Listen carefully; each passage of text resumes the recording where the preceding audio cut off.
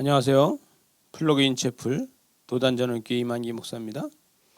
오늘도 수요일인데 오늘 5월 13일입니다. 오늘도 좋은 하루 되시고 주 안에서 승리하는 저와 여러분 되시길 바랍니다. 오늘 말씀을 같이 나누겠습니다. 오늘 말씀은 신명기 17장 14절에서 20절 말씀을 같이 나누겠습니다. 오늘 말씀에서 보게 되면 이스라엘 백성들이 가나안 정복 후에 왕을 세우는 것에 대해서 이야기를 하고 있습니다.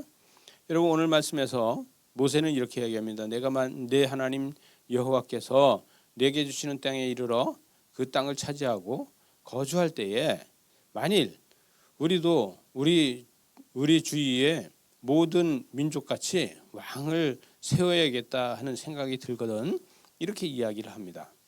그런데 하나님께서는 이 이스라엘 백성들이 왕을 세우는 것을 좋아하지 않았어요. 왜?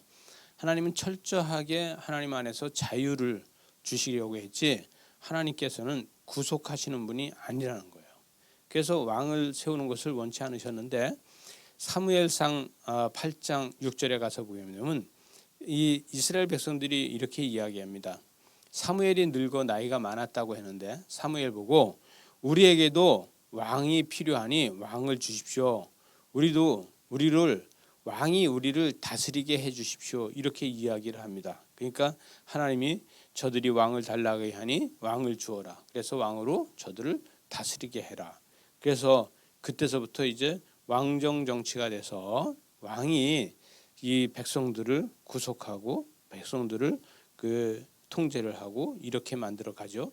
하나님은 백성들에게 왕이 없이 하나님과 자유롭게 소통하고 또 그 자유 안에서 살게 해주셨는데 사람은 왕을 통해서 구속받는 것이 오히려 더 자기가 안전하다고 생각이 드는 겁니다. 여러분 이게 뭡니까?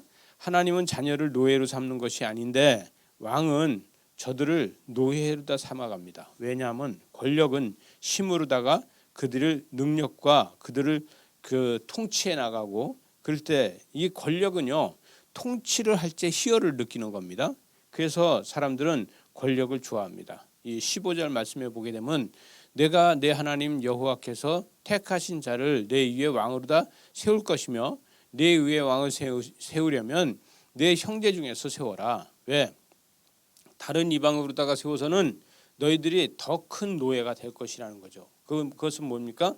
다른 왕으로다 세우면 네가 애굽에서 살 적에 노예 생활을 하던 거하고 똑같은 그런 노예가 될 것이다. 그러니 네 형제 중에서 세워야 된다. 이렇게 이야기를 합니다. 다음 이 16절에 가서 보니까 그는 마병을 많이 두지 말라고 해요. 마병을 많이 두어서 백성이 애굽으로 돌아가게 하지 말아라. 이건 무슨 얘기냐면 이 애굽 땅에 좋은 말들을 많이 길렀다고 합니다. 그래서 그 양질에 많이 길러서 그쪽에 가서 그 말을 수입해 오려고 그쪽을 계속해서 가다가 보면 그 애굽의 문화를 배우게 된다는 것이죠.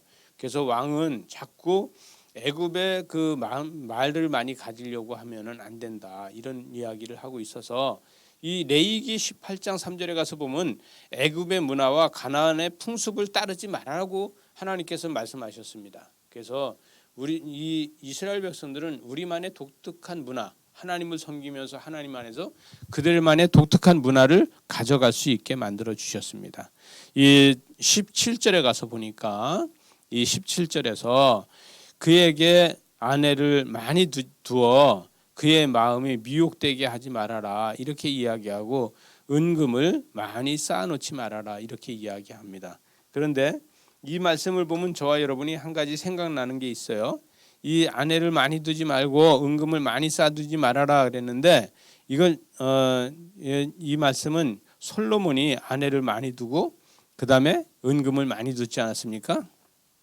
아마도 이 신학적인 부분은 논쟁이 많은 규절이 바로 이 규절인데 이 규절은 아마도 솔로몬 이후에 삽입한 게 아니냐. 그래서 신학자들은 이 규절을 갖다가 솔로몬 이후에 삽입한 규절 같다 이렇게 이야기들을 많이 합니다. 여러분 그 모든 것들이 이 왕의 통치에서는 왕이 권력이 있다고 해서 아내를 많이 두고 은금을 많이 쌓아놓고 나면 백성들이 그만큼 힘들다는 것이죠. 그리고 왕의 질서가 없어진다는 거예요. 그래서 18절에 가보니까 왕위에 오르거든 이 율법서를 등사본을 네 사람 제사장 앞에서 책에 기록하라는 거예요. 그래서 그것을 율법을 연구하고 상고하고 이런 것을 해라는 거예요. 필사본을 많이 만들어서 이 율법을 지키는 왕이 돼야 된다. 이 이야기를 하고 있고 또 19절에 가보니까 내 평생에 자기 옆에 두고 읽어 내 하나님 여호와를 경외하기를 배우며 율법의 모든 말과 규례를 지켜 행하는 이러한 것이 되어야 된다. 권력으로다가 내 말이 법이야 내가 하는 것이 곧 하나님의 말씀이야 이렇게 하는 것이 아니라 이 율법을 잘 따르는 것이 이것이 되어야 된다. 그래서 신앙의 정신을 잘 따라야 된다 이렇게 이야기를 하고 백성의 왕 또 왕의 백성 이 두 가지를 우리는 생각할 수 있어요. 마지막 절에 가서 보니까 그리하면 내 마음에 내 형제 위에 교만하지 아니하고 내 명령을 떠나 좌로나 우로나 치우치지 아니하고 이스라엘 중에서 그와 그의 자손이 왕위에 날이 장구할 것이다. 백성을 위해서 왕이 되지 왕을 위한 백성이 있다고 생각하면 그 날이 장구하지 못한다는 거예요.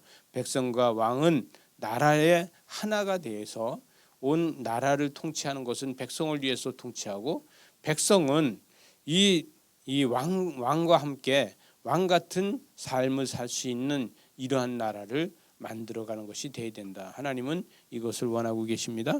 우리 민주주의는 어떻게 지금 가고 있는지 우리 한번 생각해 보야 되지 않겠습니까? 우리 지금 대통령이나 또 국회의원이나 우리 권력자들은 과연 우리가 지금 민주주의를 계속 어떻게 발전시켜 나갈 것인가를 우리 백성들은 고민해야 될 때가 아닙니까? 우리 하나님 앞에 기도하면서 하나님께서 우리에게 주신 것에 대해서 감사하면서 우리만의 민주주의를 만들어가고 우리만의 하나님의 정치를 만들어가는 저와 여러분 되시기 바랍니다. 기도하시겠습니다. 하나님 아버지 감사합니다. 오늘 말씀처럼 우리는 왕을 달라고 할 때가 있습니다. 그러나 왕을 잘못 구하면은 왕의 노예가 될 수 있습니다. 우리는 노예가 되는 삶이 아니라 하나님의 자녀로다 세상을 정복하고 다스릴 수 있도록 은혜와 사랑으로 함께하여 주셔서 내가 왕이 되어서 세상을 정복하고 다스리게 하여 주시옵소서. 예수님 이름으로 기도드리옵나이다. 아멘.